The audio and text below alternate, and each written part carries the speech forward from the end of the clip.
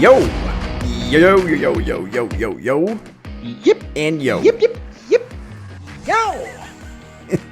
What's up, BroMob? This is your host, Chad. That is Brian. We are your hosts for the Fantasy Football Bros. Today is Monday, June 8th, and as always, we have knowledge. We have greatness. We have weird stuff? Spunk. Yes. Spunkadacious, I believe is the word you're looking for. Spunkadacious. Good old spunky. Yeah, good old Spunky is right. BroMob, we got early wide receiver rankings for 2020 here. We got wide receiver rankings 1 through 10 we're going to be hitting you with. So, and man, I'm going to tell you, Brian is wrong on some and I am right. I don't know about that. I mean, look, I'm going to be quite clear. Looking at your rankings, look at my rankings, and I'm going, what are you doing, sir? I mean, last year I feel like the top 10 we were kind of like on sync here. This year, I mean, we're gonna have some fights. Like we're actually gonna fight. I'm gonna fly to Wisconsin. I'm gonna fight you. Yeah, there's clear differing of opinions. And I'm not appreciative of it, Brian. We're usually we're on par with each other. We listen. We go, yeah, I understand. I don't understand you this year. Well, the good news is BroMob, you can certainly we're gonna give you the rankings, but we're gonna tell you what my ranking is, and then we're gonna tell you how bad Chad's ranking is, and then we got the consensus. So, hopefully we can come to a happy medium with the hands, and you take your fingers and you slide them together like that. We're gonna bring it together for one big happy skadoosh. Not too happy. Also not too happy is my stomach. Yeah, You'll hear it every once in a while, Brian. There's a lot of noise. That's all right. I mean, look, the little noises. You know what's noisy is your background. I'm looking at you, and there's a scary. I don't know so right now, BroMob, he's been toying with these backgrounds on Skype, and last week he had a picture of a glass of beer. Very happy with that. Very tasty. This week he's got a picture of Terminator, the red eyes, and it's quite scary. And I don't know if the Terminator is looking at you thinking I'm gonna eat you, or if he's looking at me through you. I'm trying to figure out should I be intimidated? No, the reality is the Terminator's looking at me. He's looking at the back of my head, and he thinks this guy doesn't know I'm behind him. But in reality, Brian, I always know. I always know what's going on. He thinks this guy needs a haircut.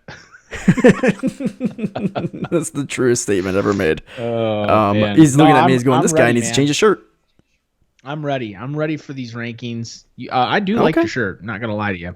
Thank you. You're welcome. Popsicle? I mean, I see there's cars on there. Yeah, old cars of watermelon. Yeah, there are cacti.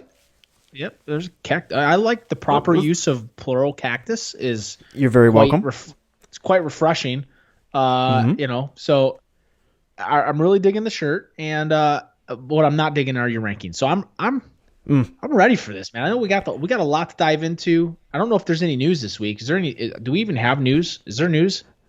No news, but here's I'm gonna give you something that I've learned.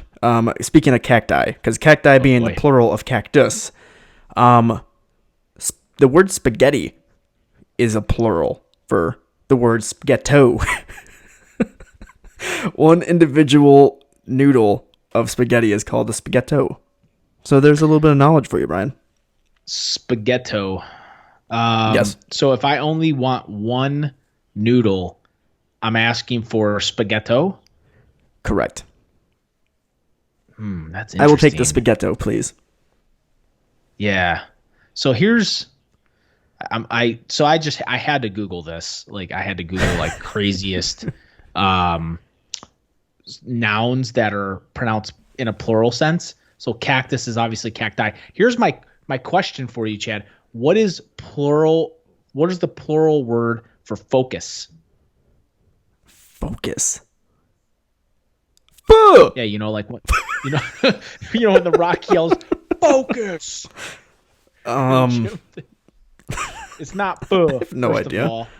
Okay, maybe pho. It's foci. No, it's not. Quite literally, this is from Glamour. Grammarly blog. Grammarly.com says that the plural version of focus is foci. I don't think they know. They definitely don't know. I'm just saying. Well, I mean, it's right here.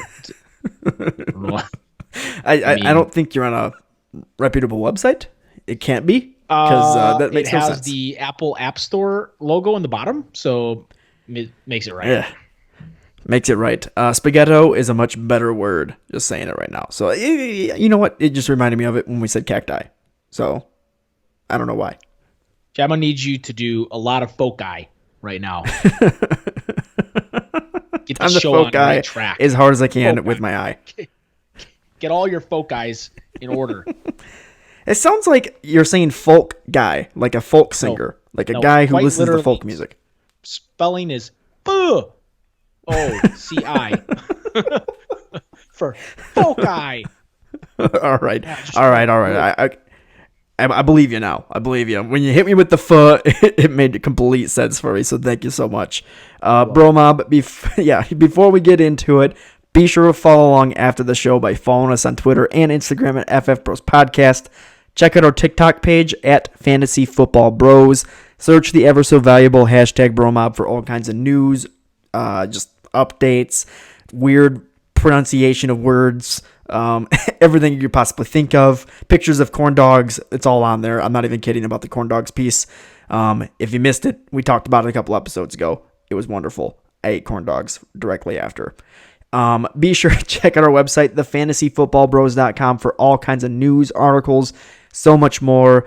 And wherever you listen to us, BroMob, leave us a review. We love hearing from you. Every once in a while, we like to give you a shout out. We talk about it on the show. We say, this review comes in from this person. They love Chad. They hate Brian. He needs to foci more often. Brian just stares at me as hard as he can. I was really upset that you used my word. I mean, I learn and I use. I'm adapting much like a Terminator bot that's right behind me. He thinks he doesn't know. Makes sense. Yes. Without further ado, BroMob, let's get into our rankings.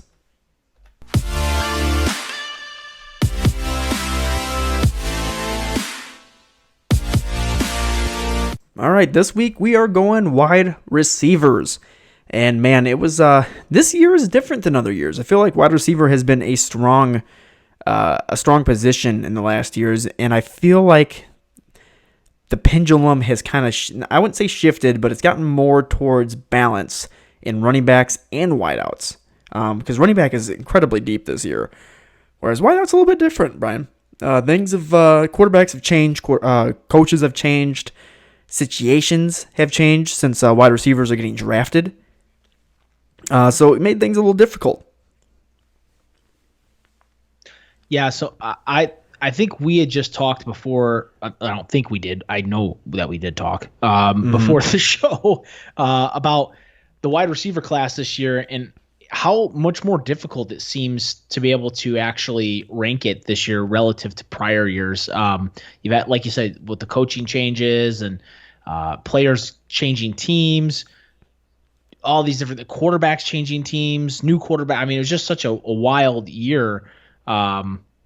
It's fascinating. Like the whole Tampa Bay thing is fascinating to me, and we're going to get into it.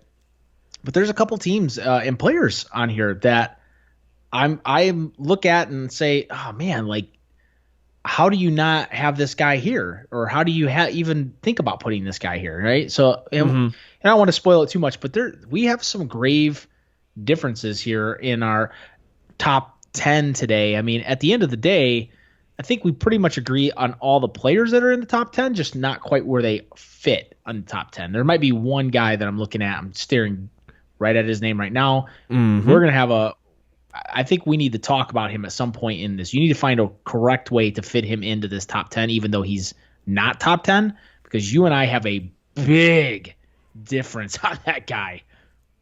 Okay. Yeah, I see the big difference on him. And I definitely believe, just a quick foreshadowing, BroMob, I believe this guy is top 10. Brian doesn't believe he's top 20. So there's a big difference there. So we'll get into these rankings right now, into the guys that are these guys are definites, right? I mean, these top three, we're pretty much in consensus with. Brian and I are just swip-swapped on the 2 and 3 guy, but number 1 is Michael Thomas. Little Michael himself there down in New Orleans. I mean, how do you not put him at 1, right? He is the quintessential Christian McCaffrey at wide receiver. Like, he catches more than everybody else. He gets more yardage. Last year, he started putting the touchdowns in with all of it too.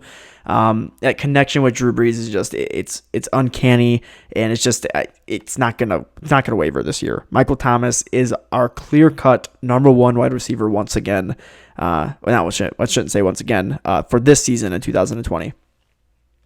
Yeah, absolutely. And look, this is a guy that he got paid and then went out and produced. So It tells me that he's that legit. I can't say enough. I think he's definitely, if you're looking at wideout in the first round, I don't think you can take anybody over him right now, in my opinion. So Chad, I agree with you 100% on him. I do think receptions might pull back a bit.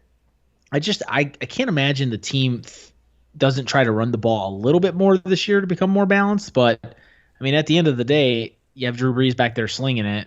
He stayed healthy.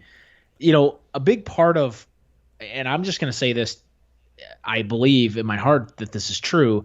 A big part of why Michael Thomas was successful so long throughout the entire season was Drew Brees stayed healthy and had a lot of gas left in the tank at the end of the year. I think missing those games in the middle of the season really helped him stay fresh in the back half of the season. Mm-hmm. If he stays healthy all year this year, that might not be the case. He might gas out again. So maybe some things to think about as you're drafting, but I don't think you cannot take Michael Thomas as your 101 in wide receivers. Yeah, I mean, gassed out or not, Michael Thomas is the king of quick slants. Like, he catches a quick slant and he takes that sucker 10, 15 yards every single time. So if Drew Brees can throw it 3 to 5 yards on a quick slant, Michael Thomas is going to be fine. All right, we got the next. I'm going to go ahead and hit these next 2 guys up too, Brian, because we have a tie for second place, and that is Tyreke Hill and Davante Adams. So Tyreke Hill of the Kansas City Chiefs, I'll start with him. I've got him ranked at 2. Brian, you have him at 3, so we're differing in one spot, but we both agree that these 2 guys, Tyreke and Davante, are the 2 and 3. They round out our top 3 wide receivers. So Tyreke Hill, the reason I have him over Davante Adams is just his explosiveness. He's used in every facet of the game. They use him in the running game every once in a while. He's used as a deep threat. They use him in quick slants. They use him in gadget plays. He's used pretty much everywhere in this offense, just like Davante Adams is, but Davante Adams isn't used in the rushing game. So I look at Tyreke Hill as I can get touchdowns at pretty much every part of the field from him. It used to be where I could get touchdowns from the return game too, but now Mecole Hardman has kind of taken that role over.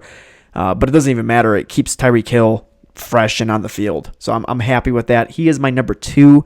Paired him with Patrick Mahomes is just ridiculous, the type of points that can get put up from a weekly basis. Yeah, I mean, I get that absolutely. I won't touch him I won't touch Pat Mahomes because I won't draft a quarterback that high. But at the end of the day, I could completely see where people are going with on that. So the reason I just want to go through, Chad, I mean, we talked about Tyreke Hill. I have him at the 3. You have him at 2. And really it's because of, at the wide receiver spot, I like a little bit more consistency. Tyreke Hill does have that ability to kind of single-handedly win you the week, obviously. And but I think the next guy here does too. I wouldn't be surprised. Davante Adams, I think, played with a lot of injuries last year. And I really think you're going to see a better year this year. Chad, I mean, you went over some pretty fascinating stats with me. I think it was maybe 2 or 3 weeks ago when we were talking about Davante Adams. So I'll have you speak on that a little bit. But, I like Davante Adams. There's nobody else on that team that I think Aaron Rodgers has a better rapport with than him. When the game's on the line or they're looking to score, Davante Adams is the guy he looks for. And I want that wide receiver when Aaron Rodgers is throwing the ball. So Davante Adams is our consensus third wide receiver on the board, Chad. I have him at 2. You have him at 3. Yeah, just to kind of go into those just high-level stats real quick. The two that really stand out to me, when he came back, points per game basis, he was averaging, he was the average top 8 wide receiver in the league, and that's injured. So, I mean, he came back and he was working back injury, and he was getting better every week. But the biggest thing that I saw was he was still bringing in a top 3 target share in the league after injury. Like he's still, there's nobody else there, Brian. And they brought Devin Funchess in. I mean, who cares?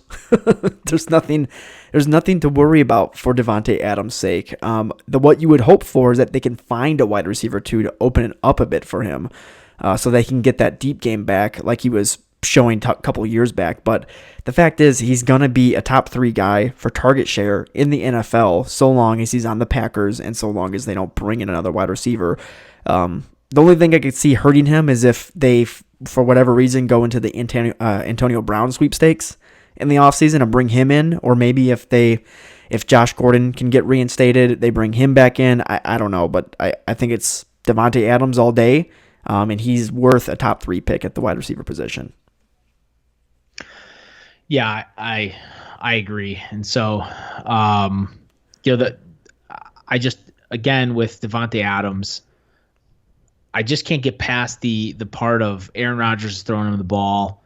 He is the only wide receiver on that team that I really want to own at this moment. Yep. And he's the starting wide receiver on a team that has Aaron Rodgers throwing the ball, right? I mean, that's, yep.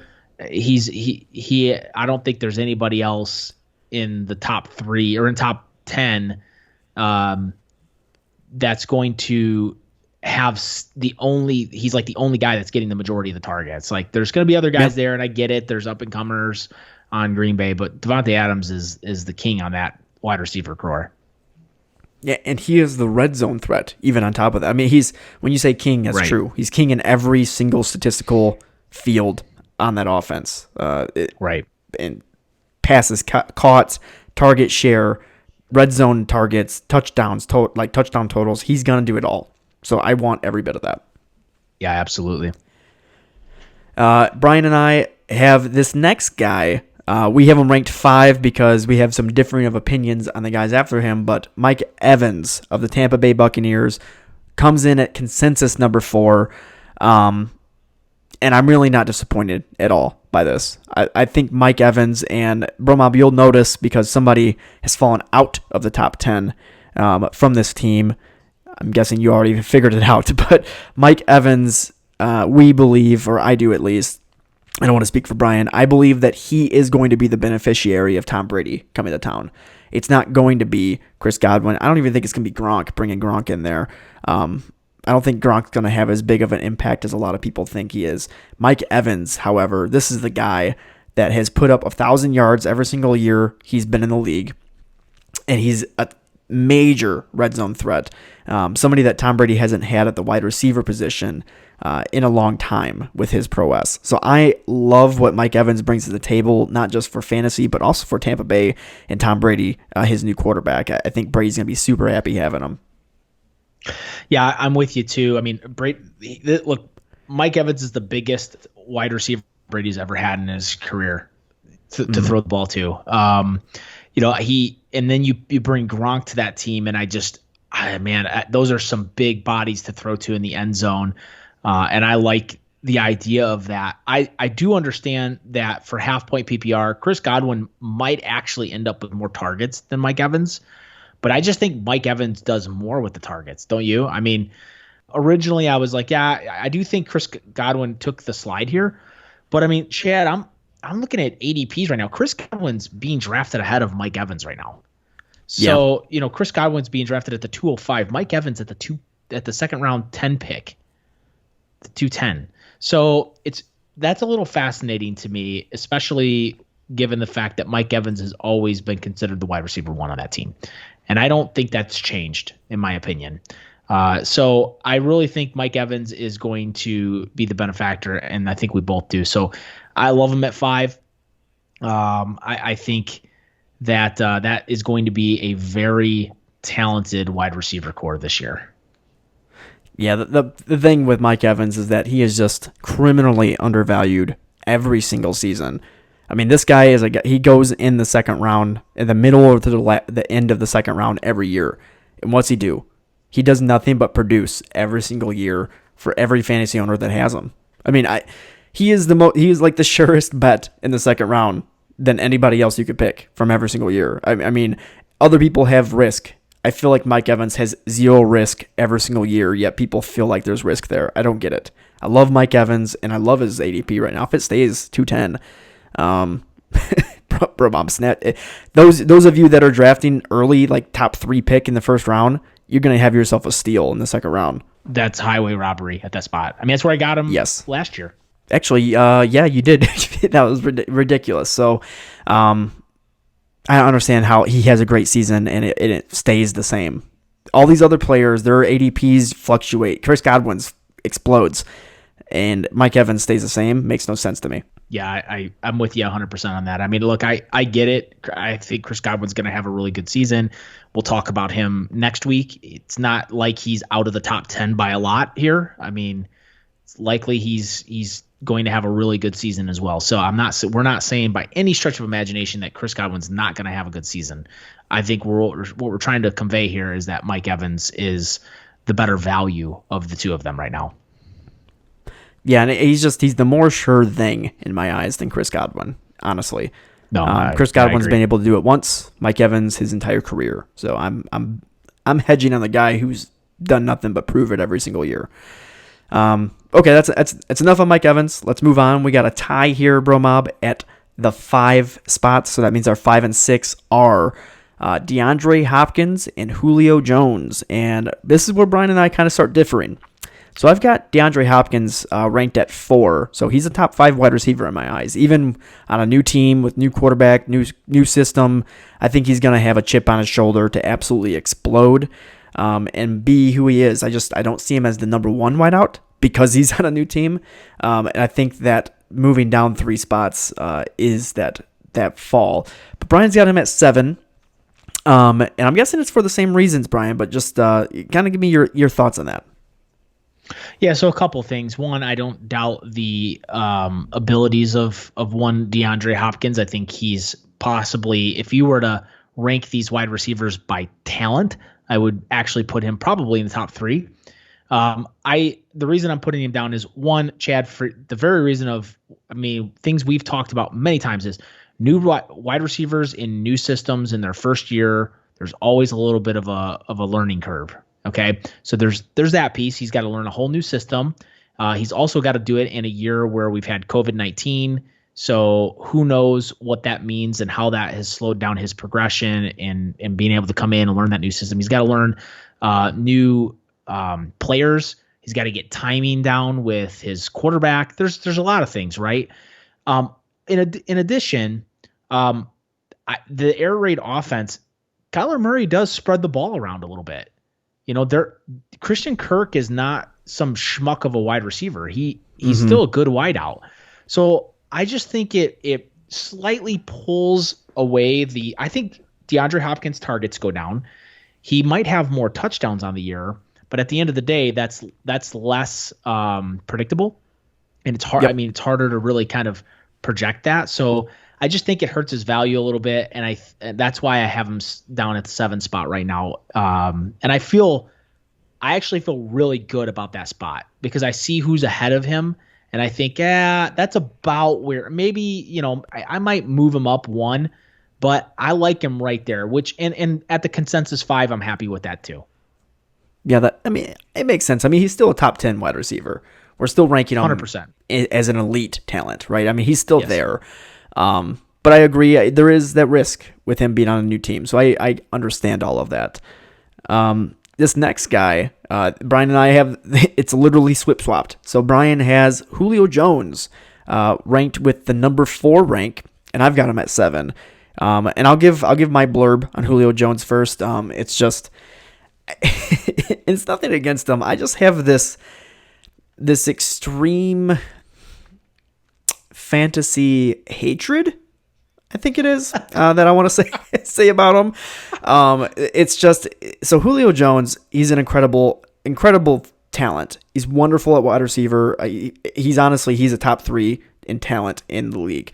But when it comes to fantasy football, there are seasons where Julio Jones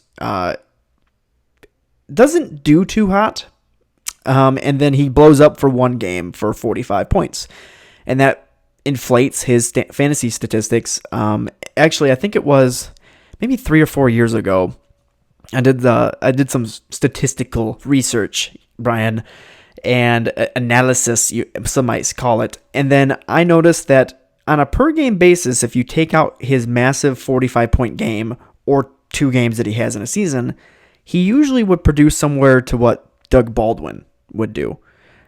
Still a good wide receiver, but wide receiver 2 to kind of go with that. So Julio Jones, and the problem with him is he gets targets. He gets targeted almost more than everybody in the league every single year.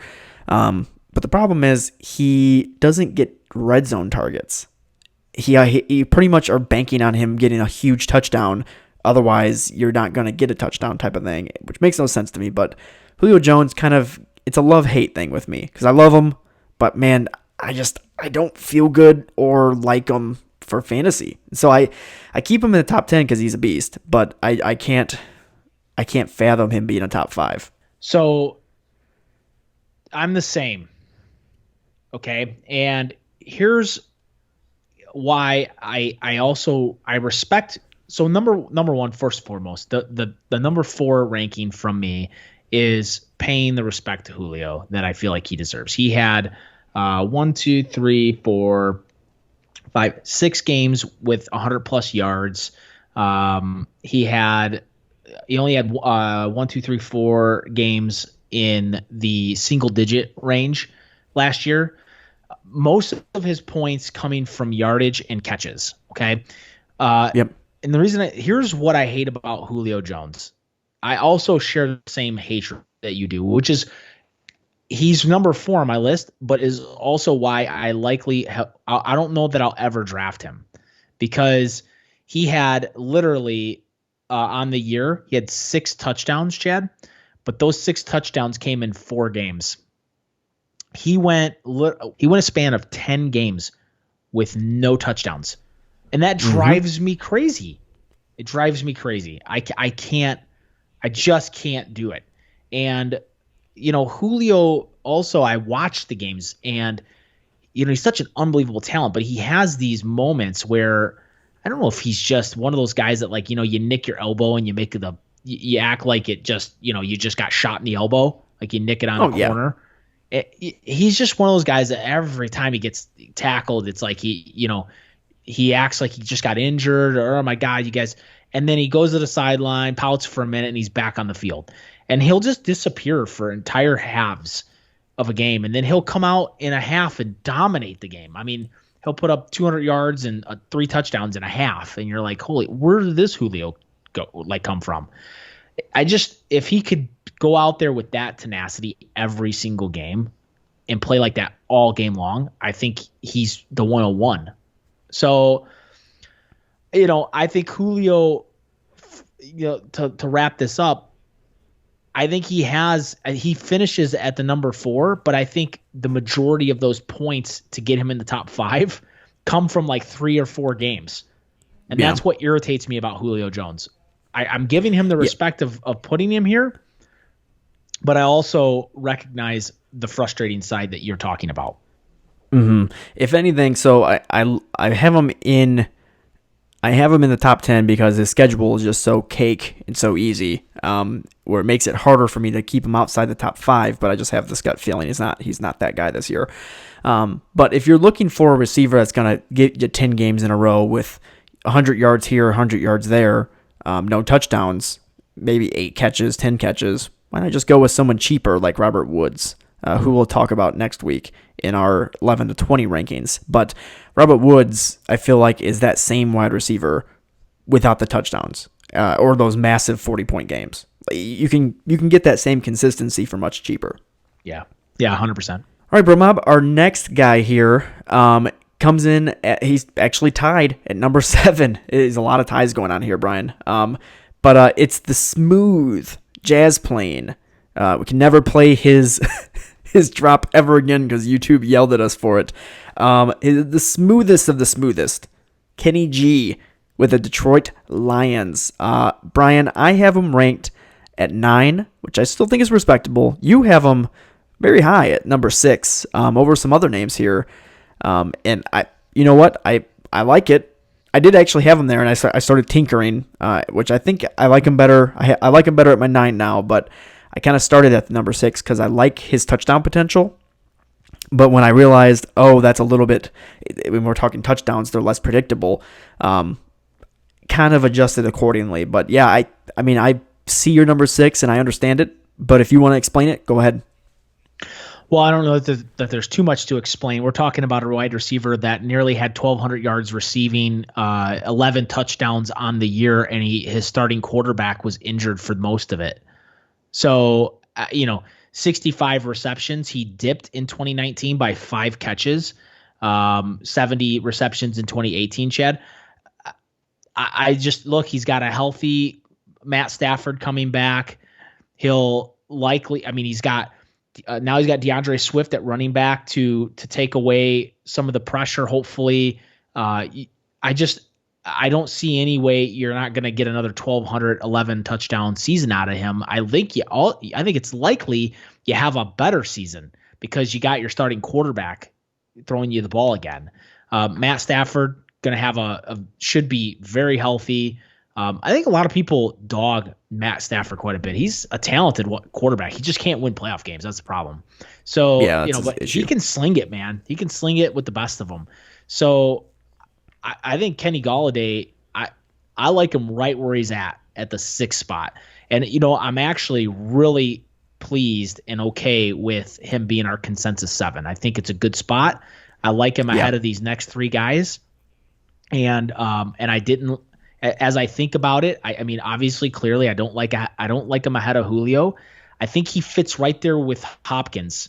Like Hopkins and Kenny, I think are going to be right there. It just depends on which guy you like better. And, look, there's less mouths to feed in Detroit. There's a lot of mouths to feed in Arizona. And that's why I like Kenny. And I've always been a Kenny fan, Chad. You know this. Yeah, me too. I love me some Kenny G. For the last 3 years, I've been a Kenny G fan. Yeah.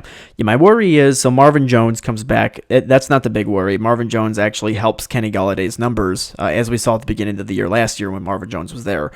Those two guys pair together like peanut butter and jelly. It's actually really, I love the speed of Marvin Jones.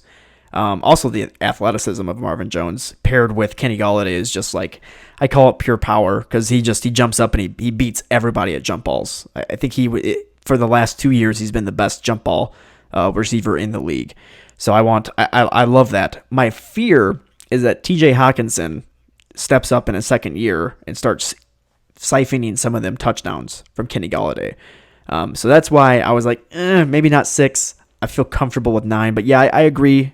Tied at 7 is kind of the spot for him, but I really love this next guy here.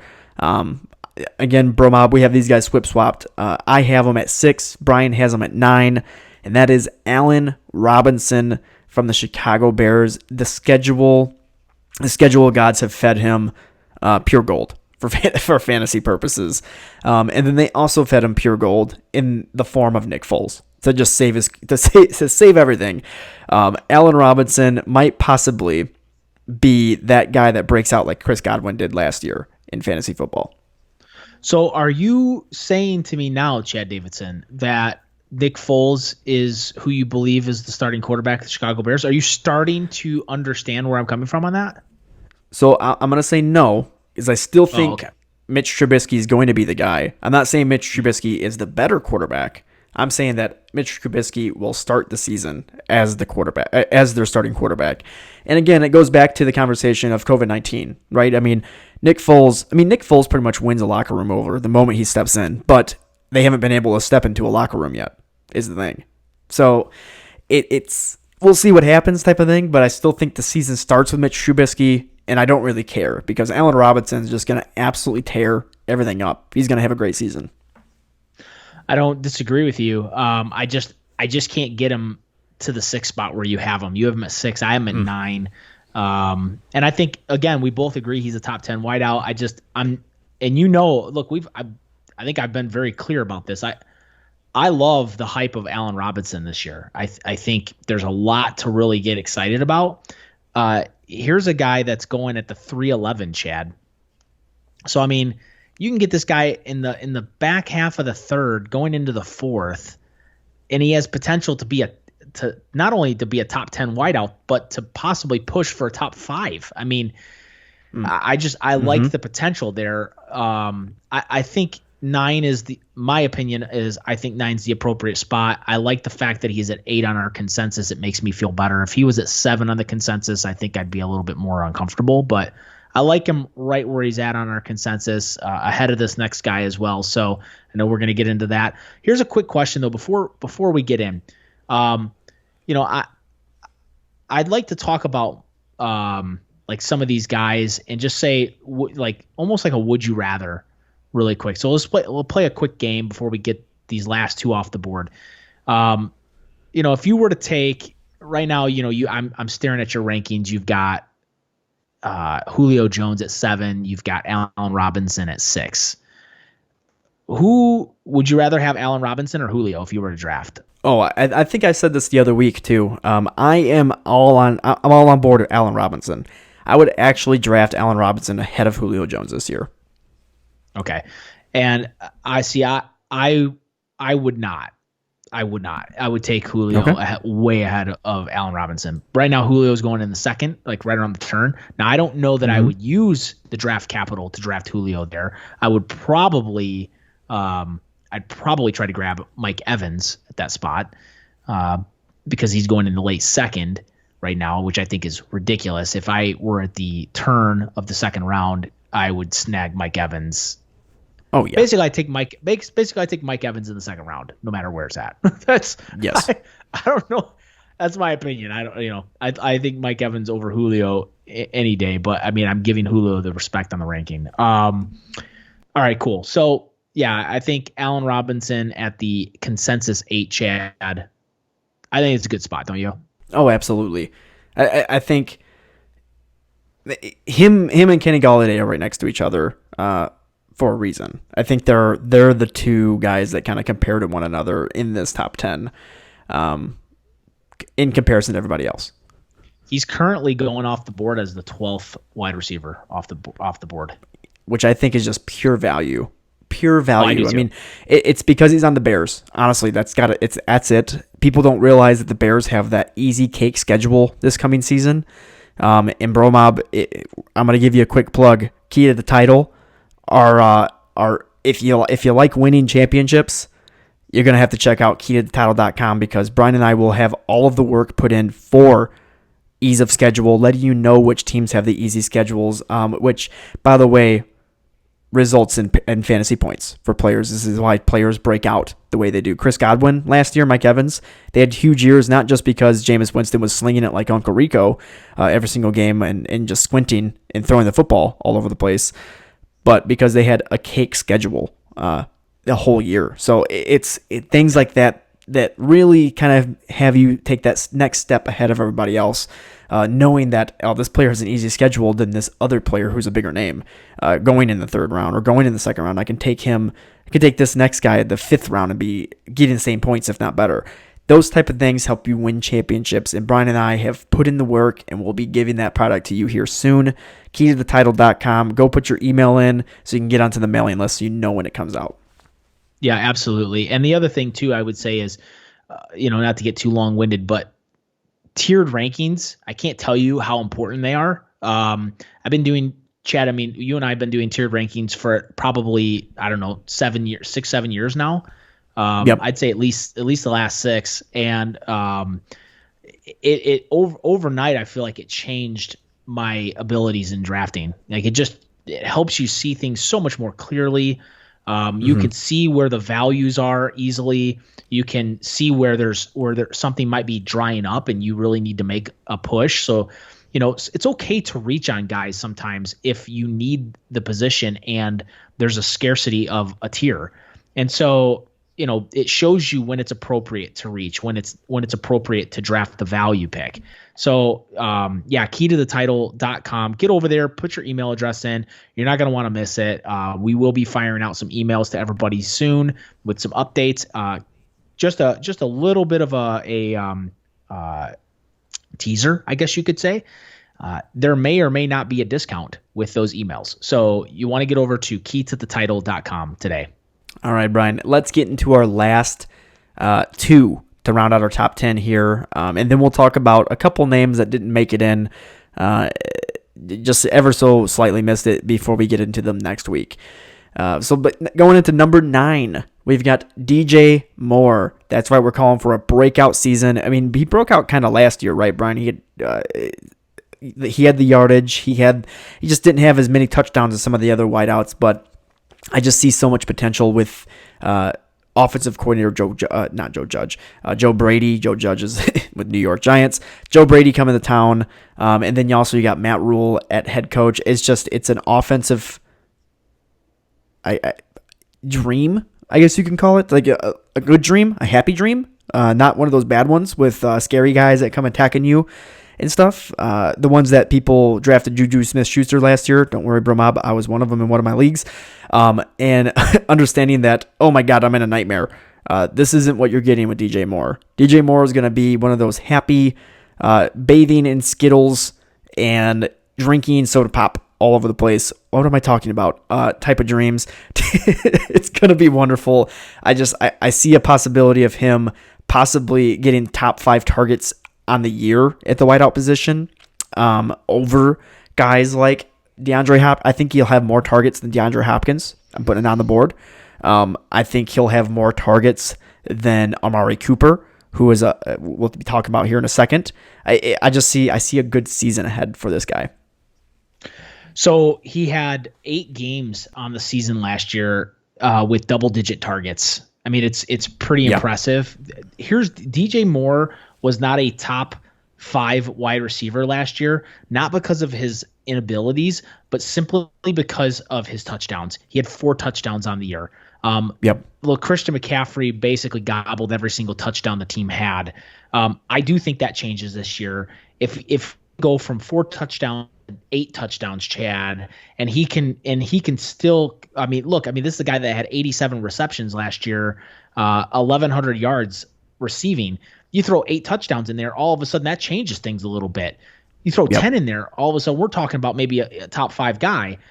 Currently, here's the exciting part about DJ Moore, Chad. He's currently the 17th wide receiver coming off the board. Like, he's going at the 405 right now with AJ Brown as well. I think DJ Moore has all the talent that you could want from a wide receiver. And now he's got an actual real quarterback to throw him the ball, and a guy in Teddy Bridgewater that knows how to find a guy. Teddy Bridgewater is like, did you call him the Phillip Rivers? He's like the new Phillip Rivers. God, I heard somebody say that once. I don't know if it was you or not, but he's not going to make.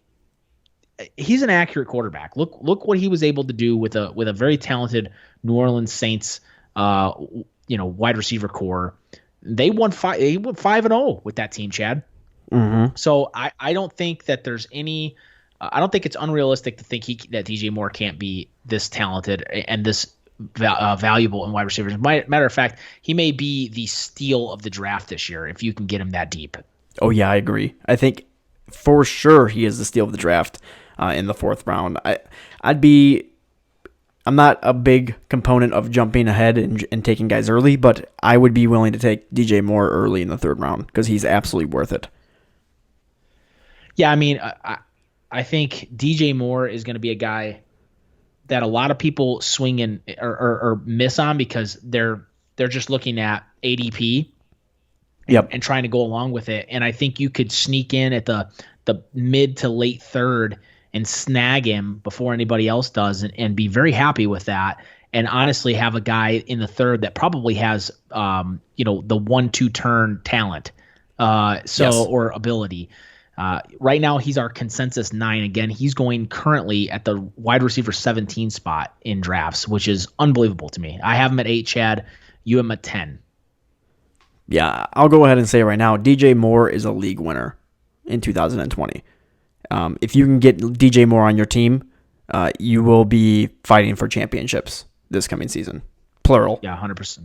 Yeah, 100%. And not only that, but I mean his snap percentage. He's on the field like every play. Like he's always on the field. Every single play. Which is a big deal. So snap percentage, targets, everything was there. The yards are there. The catches are there. If he can move that touchdown dial, which I think he can, I think big things are going to happen. Yep. Yeah, agreed. All right, and then rounding up. What am I talking about? Rounding out our top 10 is Amari Cooper of the Dallas Cowboys. I actually have him ranked at 14, BroMob. And Brian, you have him right at 10. That puts him right there at our top 10.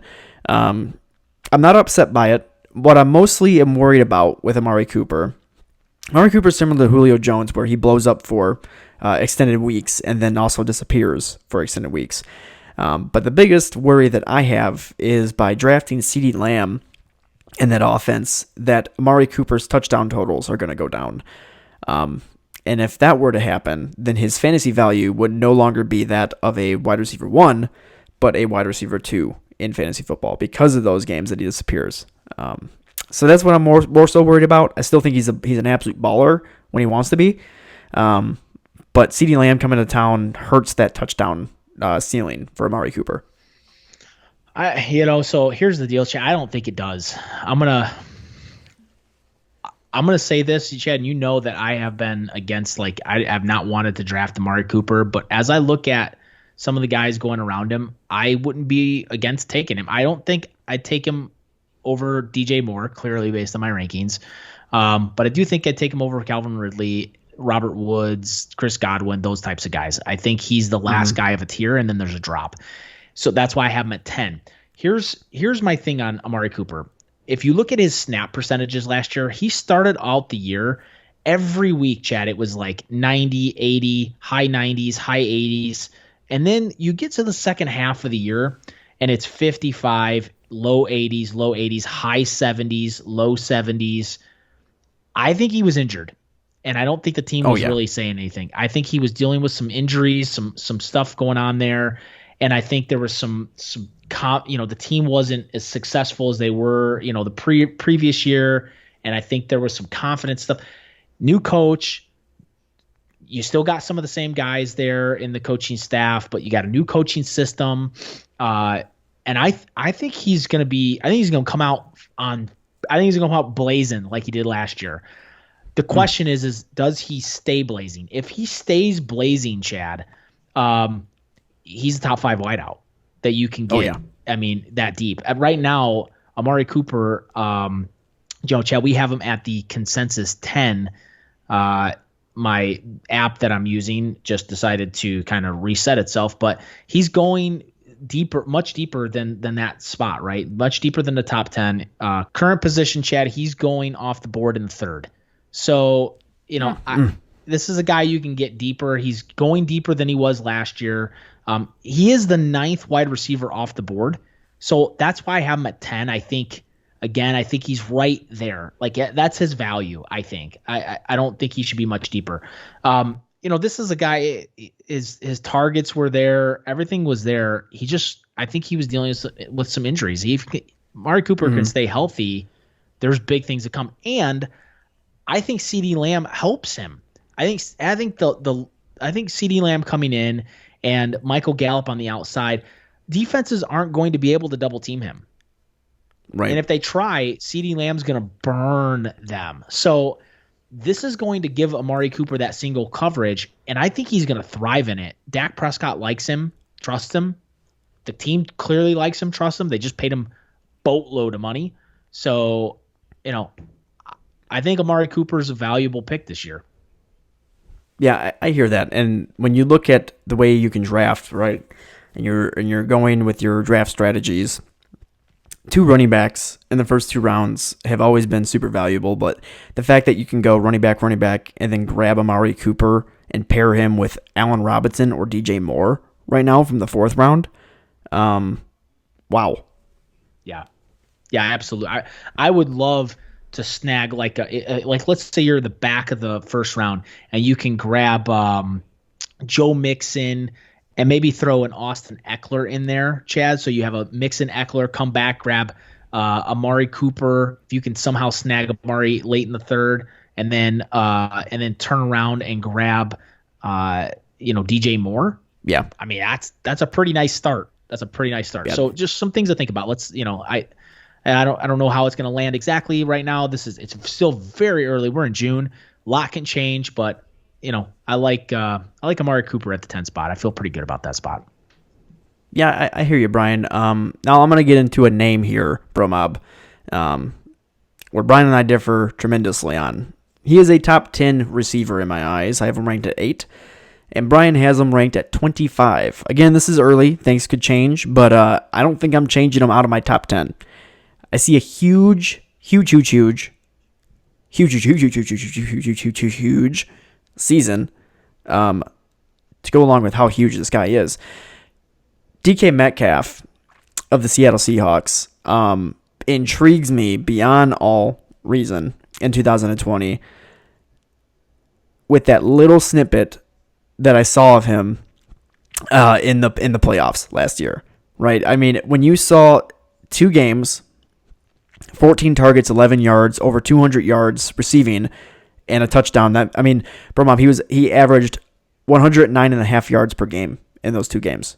He also averaged 15 yards per reception or per target in those games. It's just, if you can stretch that out, it's always hard to predict playoff to regular season production. I get that. But you also kind of saw him getting used more and more towards the end of the season as well in that offense. I see a meteorical rise, much like Derrick Henry did, because you see these massive guys that are just impossible to tackle. Derrick Henry at running back. I think DK Metcalfe at wideout has that same explosion of a season in his 2nd year now with the Seahawks. So here's the deal, Chad. I'm not going to get long-winded like you did on DK Metcalfe. We're going to talk about him again next week. Okay.